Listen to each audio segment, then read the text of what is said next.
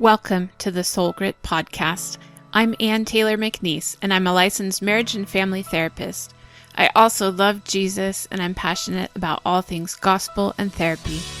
I created Soul Grit to be at the intersection of mental health and Christian faith. Christ followers need a place to ask questions and get answers about mental health. Join me as we dive into real stories and real questions from people who want to honor God with their hearts, souls, and minds.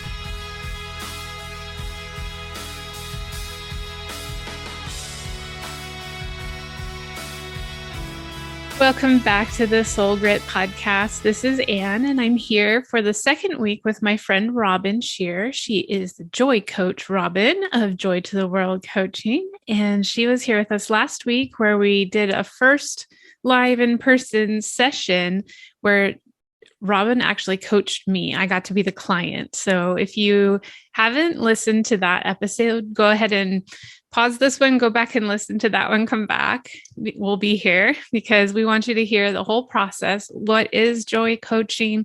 Why do we want more joy? And how does Robin help people do that? So today we're going to jump back in and dig a little bit deeper. Robin is going to help me unlock some things in my life that are going to help me have more joy. So first of all, Robin, welcome back. Thank you. So glad to be back. Yeah, it's so fun. So even in the meantime between recording the first episode and this episode, Robin and I have been growing our friendship through phone calls and just being able to rely on each other for prayer and different things. So this is really fun to be able to bring this to you from our hearts, because I'm going to get real vulnerable on this one, and Robin's going to help me. And I can't wait for you guys to see her skills in action and then maybe learn a little bit more about me, and hopefully you'll be inspired to get more joy in your lives too. So I'm going to hand over the reins to Robin. She's going to lead us in this session.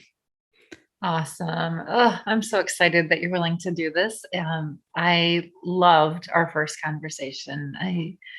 I was so appreciative of your willingness to be a regular human being, just not a person who needs to appear to have it all together, but a person who likes for people to appreciate that, but is also willing to just say, I need to grow here, or I've been considering this other thing. And I think that, will really appeal to people. And so I just want to start out by saying thank you for that. So I sure it hope was fun so.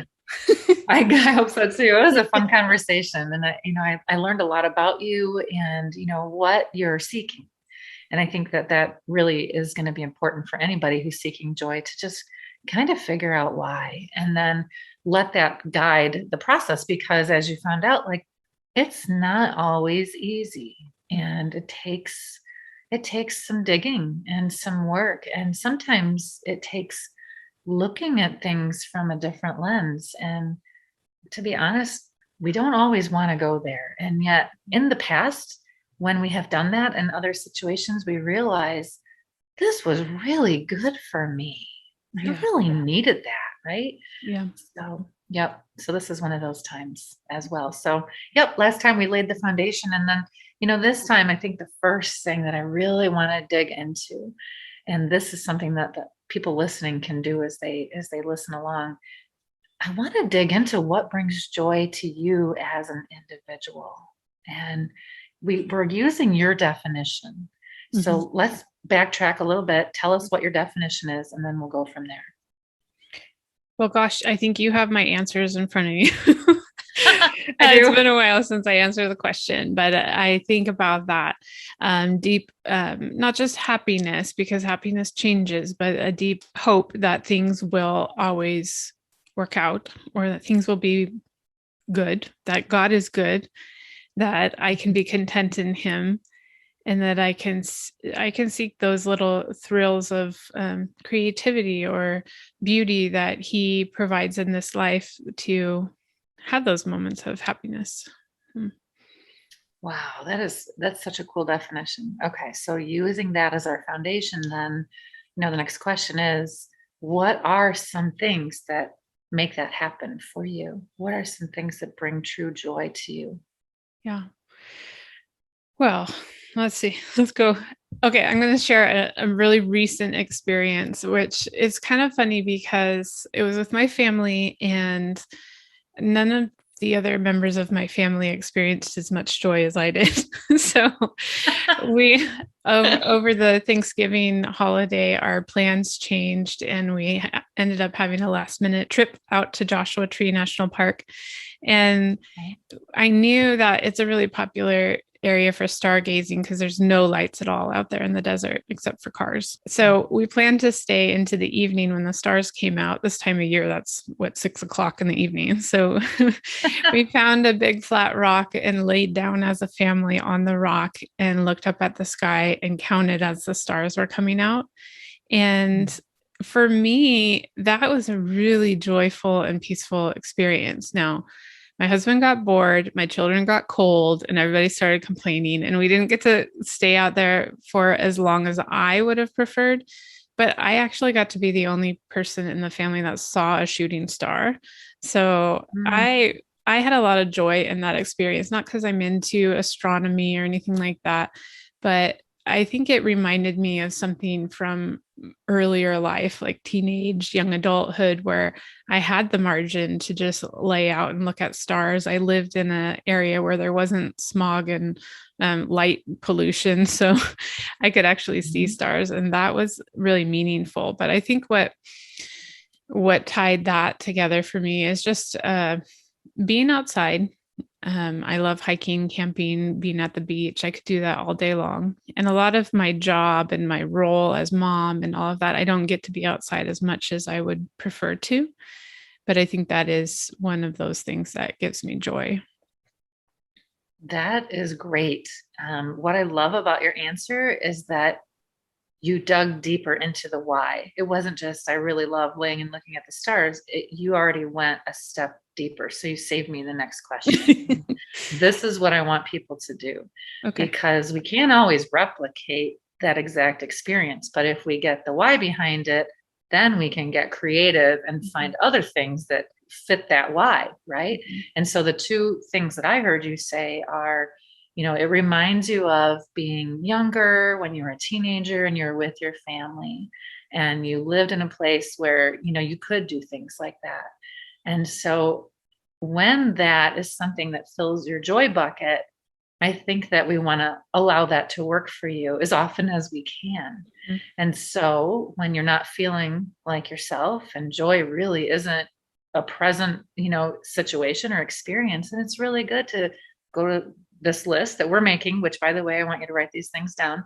Okay. And see that you are really moved by reminders of growing up and that particular time in your life. Good. Yeah. So there's one. And then the other one that you named was really about, getting lost in the wonder of being outside and appreciating what God did and what God created. Mm-hmm. And that is something that can always be present on, like, the brightest day and the stars aren't visible. It doesn't matter. And I think this is so good too, because sometimes we think, it has to be really complicated. And man, what if we could strip it back to the most simple, basic experience? Mm-hmm. Like, if somebody is listening to this in the city and, nature doesn't seem all that present, perhaps, and concrete and taxis are a little more present. I think that even in that situation, this is possible because, the sky is there no matter where you are. Even if, you're viewing the sky through the clouds or there's smog in the air, there is something in the environment that you can take in, give God credit for, and just really start to wonder how he did it. Yeah. And what good he might be using it for. Or, like, seriously, just looking at a pot of something growing outside of a business storefront, a pot of tomatoes or whatever. It's amazing. Those things didn't just happen. Like, the Lord willed for every single cell within that plant to do what it had to do to form what he wanted. And it's something as simple as a plant, when viewed through that lens, is incredibly a joyful experience. Yeah. And one time, I took a group of high schoolers out into farm country in Ohio. We drove 5 hours to go to this huge Christian concert. And we had a ball. We loved the music. It was so loud and rowdy. There were like 10,000 kids. And the next day, we went out on the farm, and every student was instructed to have a completely silent hour. Wow. No cell phones, no communication with each other. They weren't allowed to be by anyone, and just be present in that experience and see what God said. What did God provide for them in that moment? And oh my gosh, it was harder than heck. Yeah, I But bet. once they got me on that, it was amazing. And the stories that they came back to the cottage with, and all that they experienced in the most simple things like weeds blowing in the wind that had this beautiful back and forth rhythm. It was almost like music in a Yeah. visible form. And their descriptions just blew them away. They couldn't believe they cared about weeds. Yeah. And so, so yep, what you said. I mean, that is a true source of joy because it's possible always. It is Good. not something that can change with the circumstances. Yeah. So, way to go. Way to kick us off. Two really good ones. Well, I have another one. I this one I struggle with because it's an area that trips me up sometimes too, but that would be food. Yep. Like, I love good food. I love making food for people. I love enjoying food with people. It's a really big deal to me, and I have to walk that line between abusing food or using food in for purposes that it can't fulfill, like emotional needs, things like that. But then also seeing that God provided it as a means for joy, of means for gathering. It's part of our sacraments. It's like it's got a lot of purposes from the beginning of the Bible when God says, eat of any tree. It's like one of the first things he says to people, right? And then the Mhm. very end of the Bible, we see like the marriage supper of the Lamb. Like there's food going throughout the whole thing. And Mhm. God gave me a very intense appreciation for it. Yeah, I got a That's lot of so joy there. interesting. Yeah. I think that's so cool. And, I think for some people, food would actually qualify as more of a source of happiness Mm, than as a source of joy. Because when we rely on it for that short term rush, hmm and then we really find ourselves longing and seeking for that experience again when it ends, it hmm can be really problematic Yeah. and not what God intended. hmm And so often, when we use food improperly and we seek it, to be something that it's not, that's when we have those experiences. And hmm so when you were describing this, you were digging deeper than that because you were thinking about God's intention for food Yeah. and the way that he provides for us and has from the very beginning. And so embracing that meal can just be recognition of just how much you appreciate his provision for your life. hmm And what's cool is that can happen whether food is present or not, Yeah. right? It isn't the food, it's like the digging deeper of why it's so meaningful. But then also, like you said, something else that could be a separate item on your joy bucket list. And that would be, you talked about the social aspect and the shared gathering.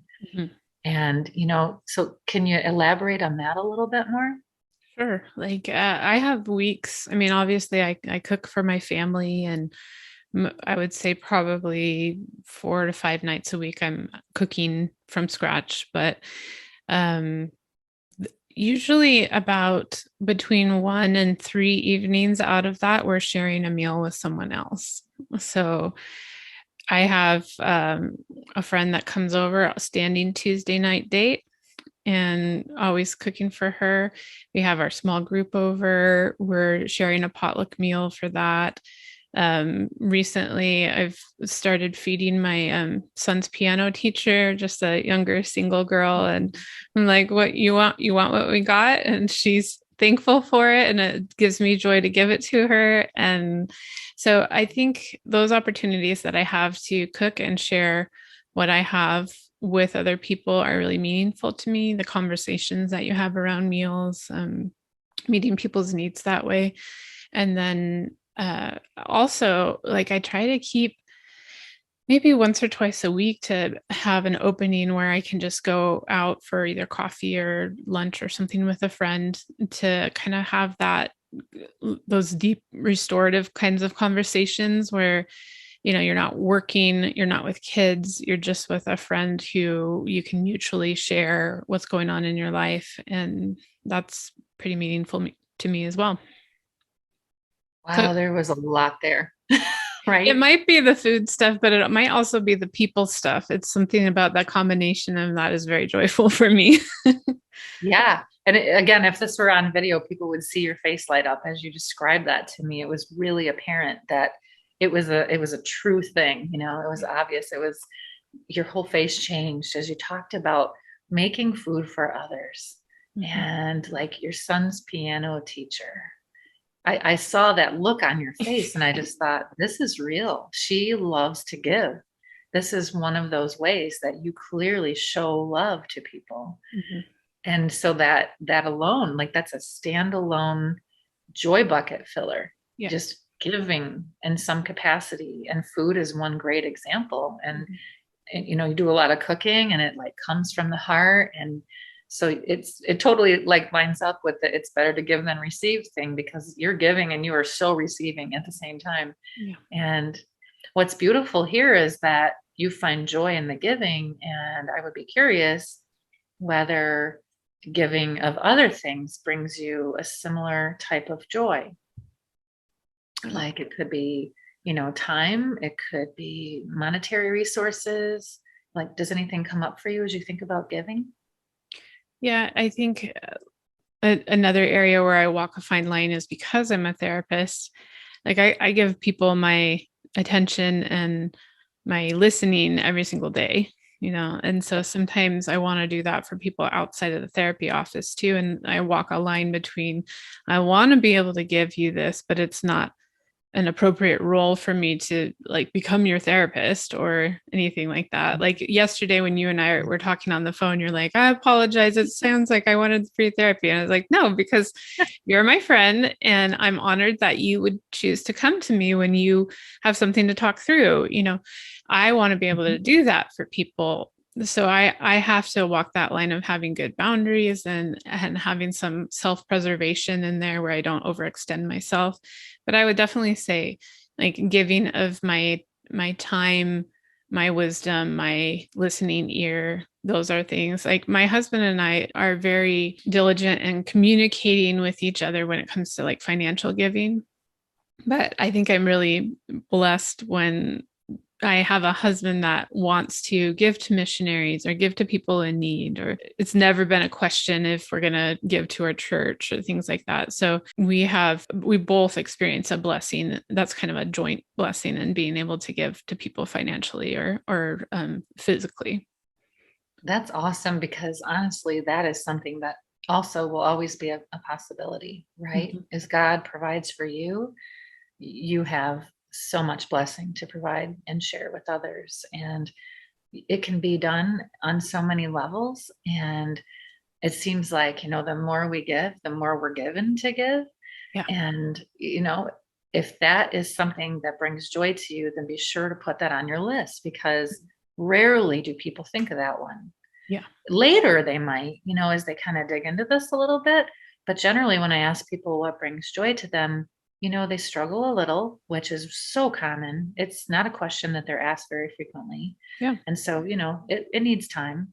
But then so often, we think of, those kind of tangible things. My family brings me joy, which I love that. I think that that's wonderful. Mm-hmm. And, they might name that. They might say, my job brings me joy.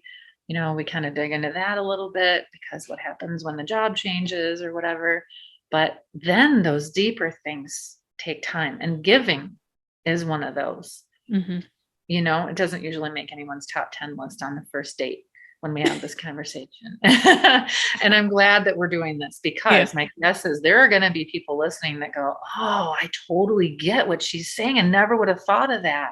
Yeah. And so, they put that on their list. And when things are just flat, go to the list and ask yourself, wow, like, when is the last time that I gave something to someone? Who am I serving? Who am I reaching out to? Maybe it's been a while, and a simple act of generosity and kindness could get things going again, back in a joyful direction. Yeah. And I imagine for some people that overgive, they have to kind of go the other way when they're looking for joy because they've been burnt out. Yep. Oh, believe me. Yeah, we can go too far. It's like too much of anything is not necessarily a good thing. I mean, if you know that you need 25 grams of fiber in your diet every day because it's good for you, and you normally eat 2 grams a day, and all of a sudden you jump up to 25, let me tell you, that's not going to be a good thing. Makes some issues. So, yeah, right. No joy. So, yep, it's really about, those boundaries like you were talking about earlier. And the people that I generally work with are the givers. These are the people that I am drawn to, right? Because like attracts like, and I am a giver by nature. That's how I am wired, and also how I was raised. My mother is so giving. Oh my gosh. And my sister, she would give you the shirt off of her back, like probably for real. And we don't want to see that. But anyway, the fact that that's just so normal to me does put me at risk, and others at risk, of overdoing it, because it feels so good. And there are always going to be needs everywhere you look, right? It could make you crazy if you really gave to every single thing that you could possibly give to. Right. And, burnout is definitely something that I am on a mission to help people prevent, having been there from overgiving. And, many of us can relate to this. And so, yep, it's really about recognizing, yes, it is so good to find joy in giving, but where else? Where else can we find it? Because if that's our only source of joy and our identity, we get in trouble. Yeah. We get in trouble and we burn out. And then, a person with no joy in their bucket is just an apathetic, uncaring, flat, gray person. And it's so sad. It breaks my heart when I see that happen. Because I have been there. I know exactly what that feels like. And it is awful. And I just would love to help people prevent that. And one of the ways is by taking care of ourselves along the way. In fact, I'm going to just kind of steal this and say that one source of joy for people could be self-care. I hope that it is. But for me, I can say on a personal level, like when I stop the madness and ask myself a question so simple like, what do I need right now? Man, just asking myself the question is often like a bucket filler. Suddenly I start feeling like I matter again. Yeah. And it feels so good. And that really is a source of joy for me. So self-care, I'm going to just give people the Cliff Notes version who are listening. Consider whether self-care should go on your list. If not, I really want you to think about it. Yeah. That's true. What are your thoughts around that as being a source of joy? So I would say, like in the mental health community, self-care has been a buzzword for the last 5 or 10 years. And I think it's gotten kind of watered down in a way or cheapened almost, because when we say self-care, a lot of times people will go to, well, I can't get a pedicure. I don't like taking a bath doesn't do it for me. And they think of these kind of external pampering things as self-care. And so we have to challenge ourselves and each other on, okay, self-care is a little deeper than that. Like self-care could be taking a nap, or it could be like going to the dentist because you haven't had your teeth cleaned in a while, or keeping your doctor's appointments. It could be making time to sit down with a good friend over coffee. It could be reading a fiction book because you haven't read anything in a while that just makes you happy. It could be like it could be cooking a meal for someone that instead of, running to fast food or something like that, like having something wholesome, that could be self-care. Like, um, I think we have to stretch ourselves a little bit deeper and to think what actually restores us. And that's why at the end of every episode, I ask about soul care, because I'm Mhm. signaling to people that it's deeper than just painting your toenails. Love it. It's you're caring for yourself on a deeper level, and you're the only one that has the ability to do that and to know what works and what doesn't work. And if you don't know, you have to experiment a little bit. Mhm. And And isn't it powerful? what's going to work for one person isn't going to be the same for another person. Like I've been listening to another podcast where a couple of guys who I really respect as Christian leaders are, making the argument that video games can be self-care for them. And I'm going, oh, I hate video games. What a waste of time. And that wouldn't be it for me.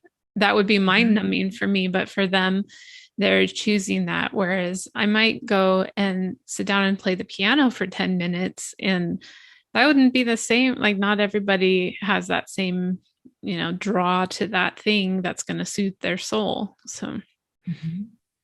I think that that really ties in with, our whole conversation today because much like self-care is a very individualized thing, sources of joy are exactly the same. So like back to your story about, laying on that rock, the way that you were describing your experience, laying there with your loved ones and everything is dark and you could see and count the stars.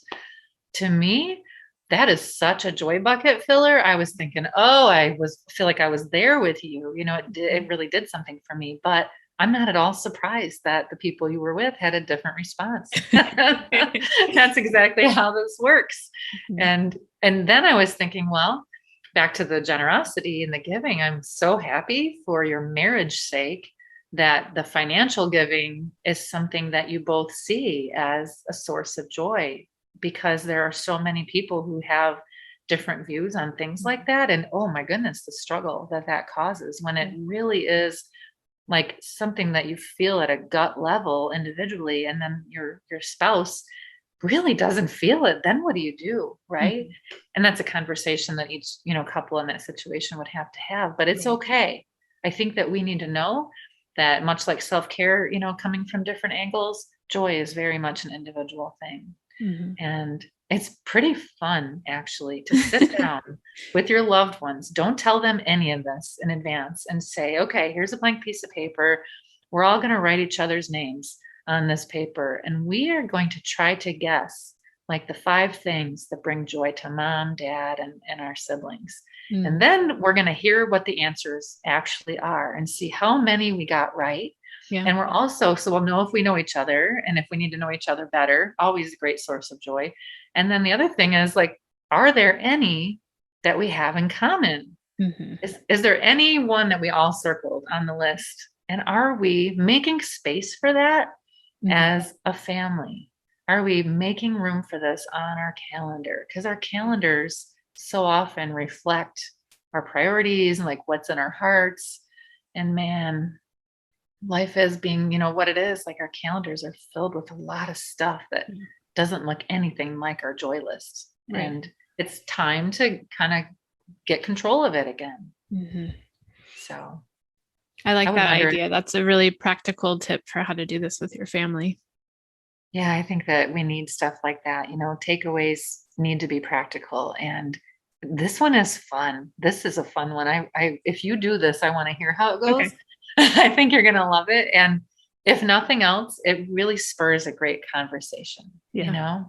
And It's interesting because, like, without prepping my kids at all at the ages that they are, I have a feeling like it's going to be some of it's going to come out kind of silly. Like, it could. I'm thinking about a memory always pops up around Thanksgiving where my son, when he was about 3 or 4, he wrote his thankfulness list. And on his list, he had, of course, like mommy and daddy, but also bunk beds, peanut butter crackers, and Batman.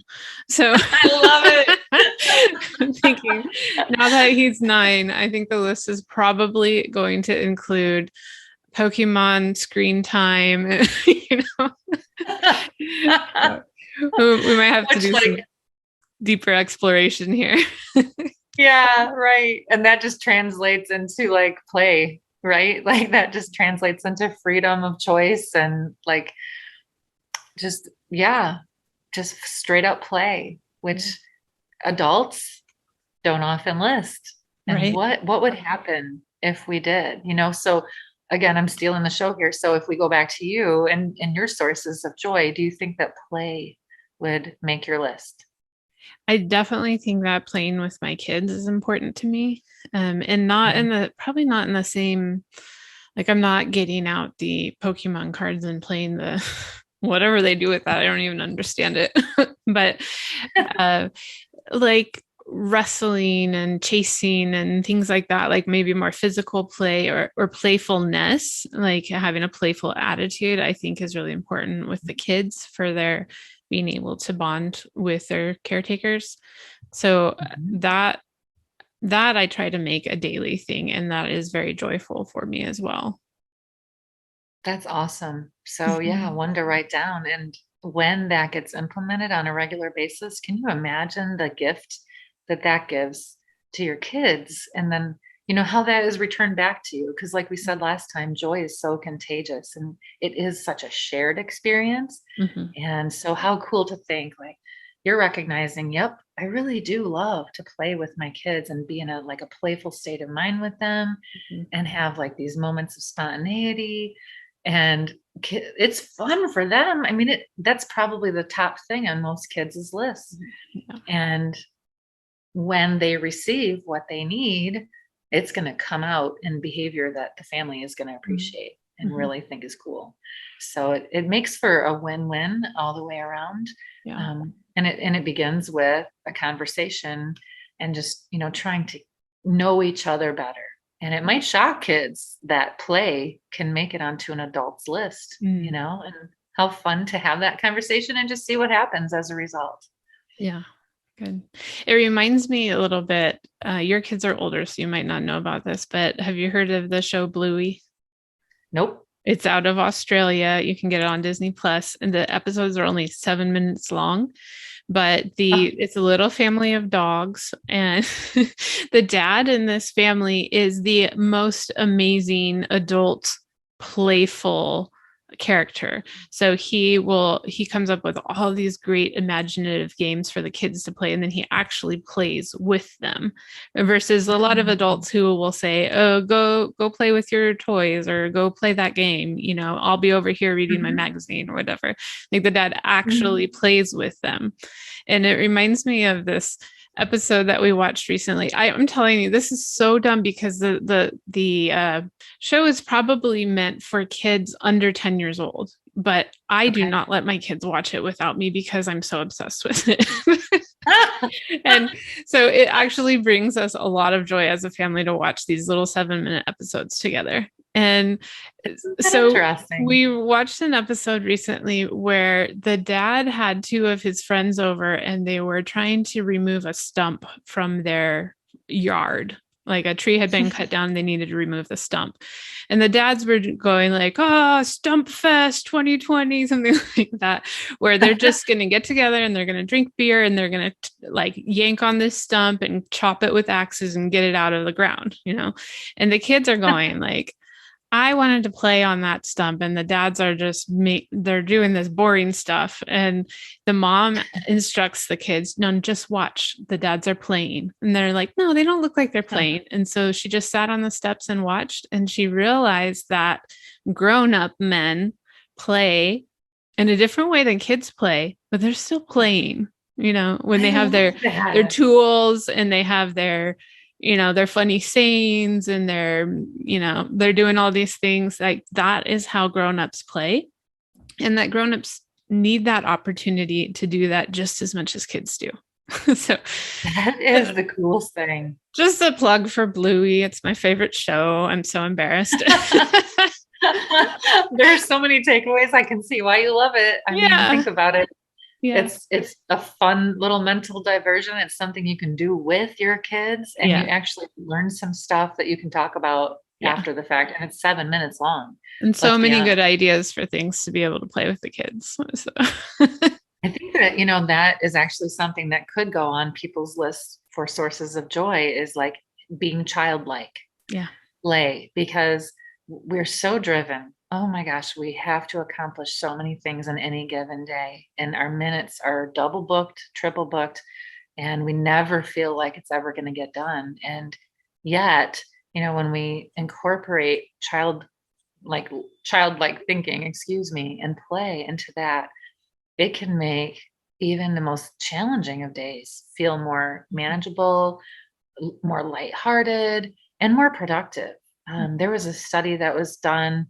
I don't remember the details off the top of my head, but basically they took a look at what difference joy made in an office setting. If they focused on this, is it fluff or is there some tangible benefit? And they found that the people who were incorporating joy into the everyday office setting were 12% more productive at work, Wow.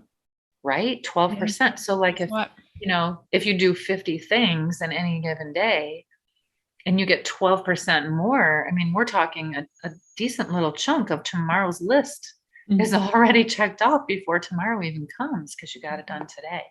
And so I found that to be really inspiring. And I think that, in a culture that is so accomplishment driven, it is really key to stop and think about fun and play. And, work and fun do not have to be mutually exclusive. And like a lot of people are trapped or committed to careers that they don't love and cannot change for a number of different reasons. And so, they need to think about how then can fun and play and childlike thinking be incorporated into their job that they're committed to. Yeah. Even that can be possible. My husband is a great example. So, I get to do all these fun jobs that work with people and, enhance people's lives and stuff. You know how that is. And, my husband has the regular job with 9 to 5 pay and overtime and benefits and insurance. Yeah.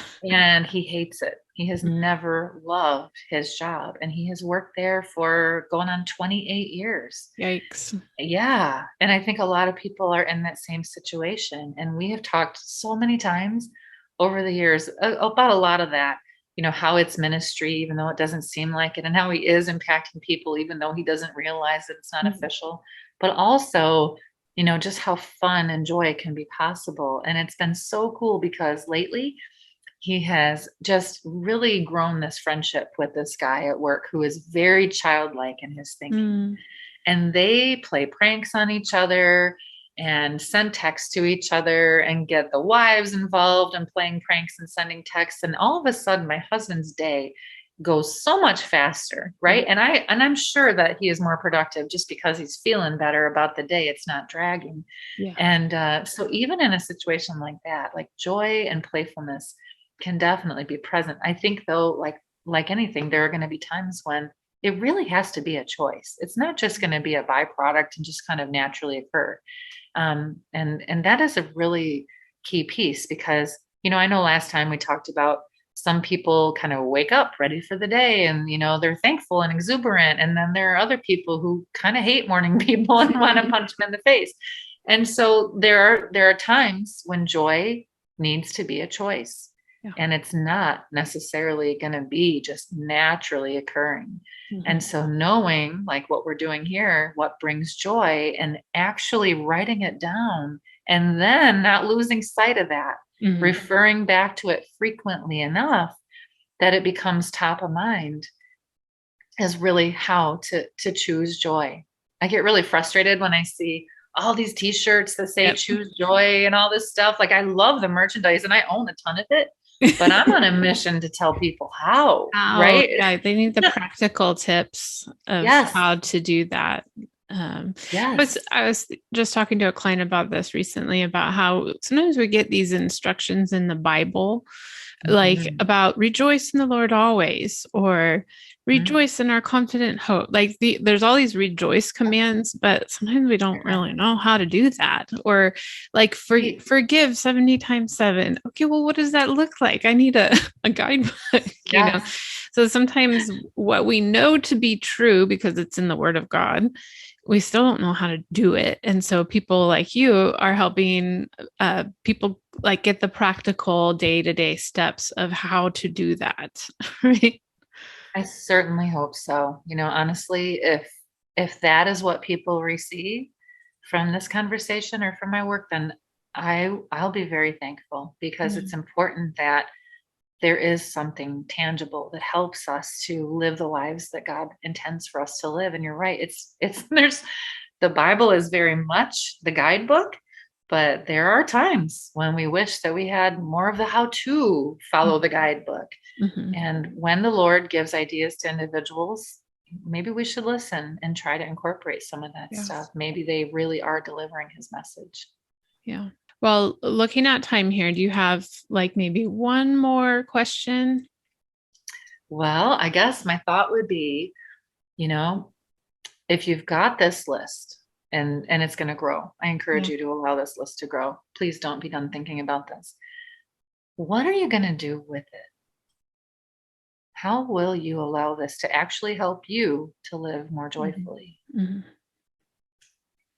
My first thought is kind of like practicing self awareness to know if like something doesn't feel right in my body or in my spirit, or interactions aren't going well with loved ones or something like that. Then that can be a really good cue for me to go back to the list and go, okay, so something's off and I need to fix it.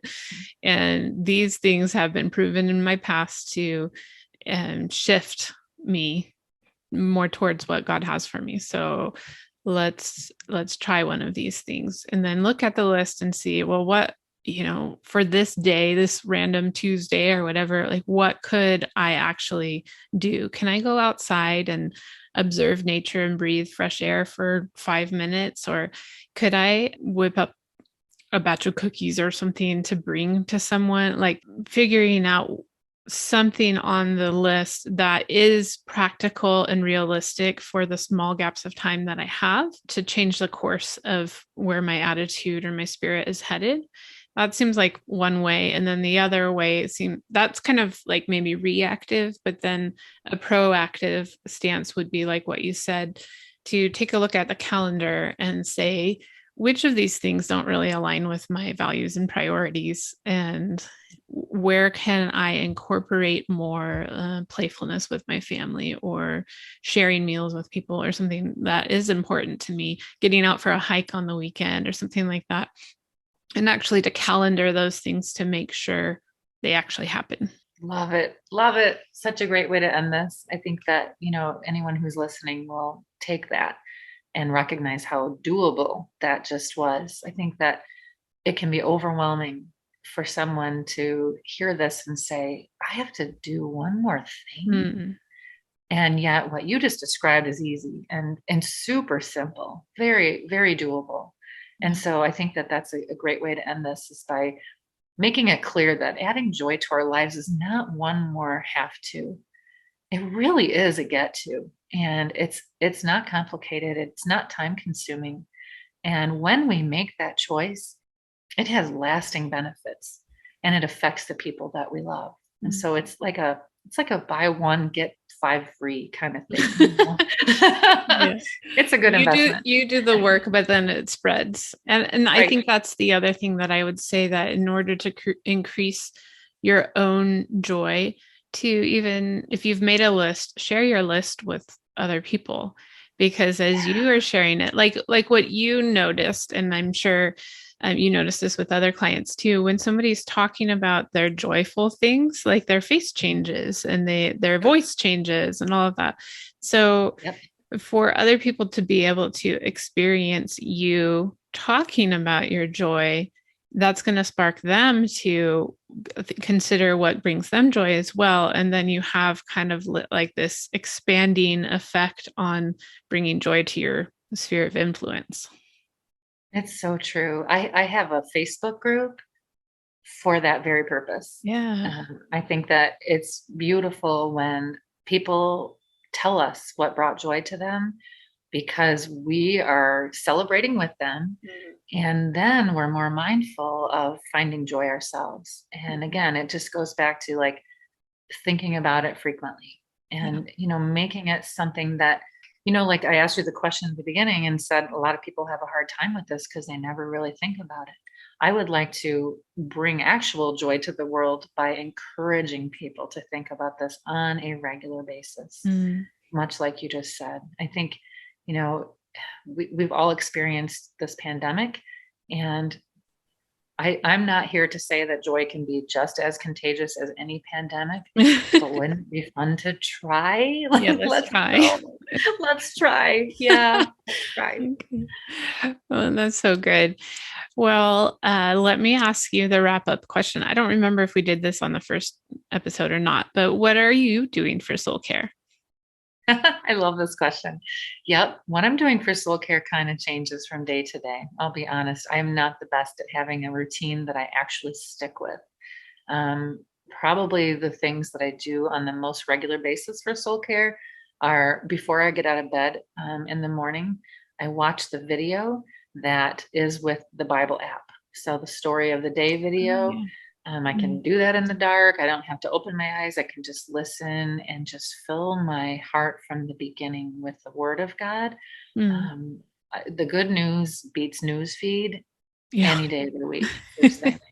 So that's the thing that I do most consistently. And then I replay it throughout the day because once is never enough.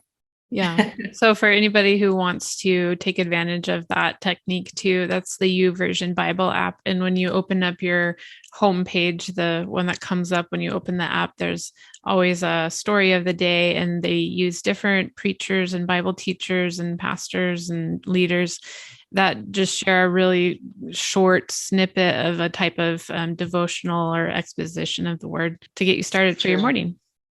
I'm glad you mentioned the word short because I think they max out at about 3 minutes. So I figure most of us can find that kind of time. Yep. Just to get you started. Yeah, it fills my tank from the get-go. Well, that is great. And remind us how we can find you on the internet, on the social media, all of that. Yeah, I'm on lots of social media.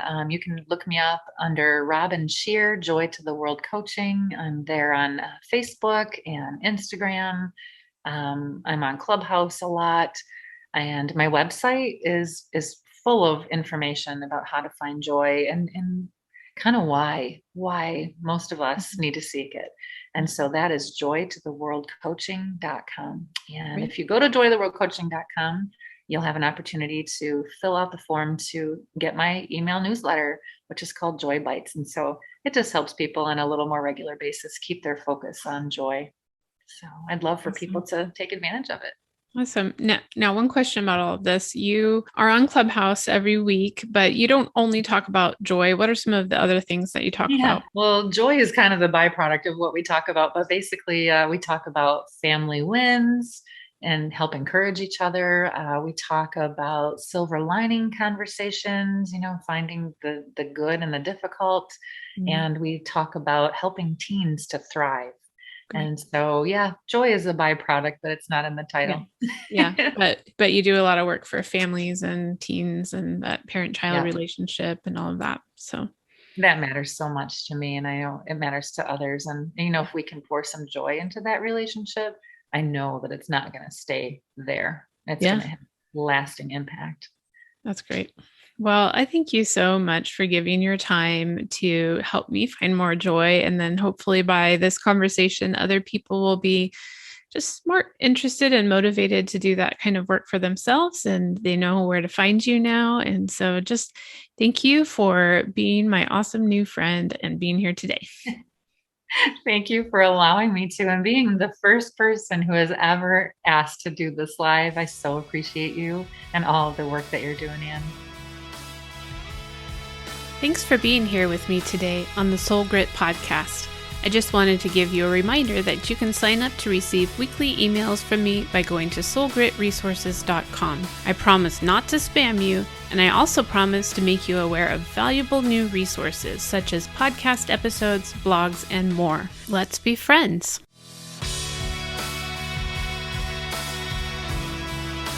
The Soul Grit podcast is a production of Soul Grit Resources. You can find more at soulgritresources.com or on the socials at Soul Grit Resources. You can email me at info@soulgritresources.com.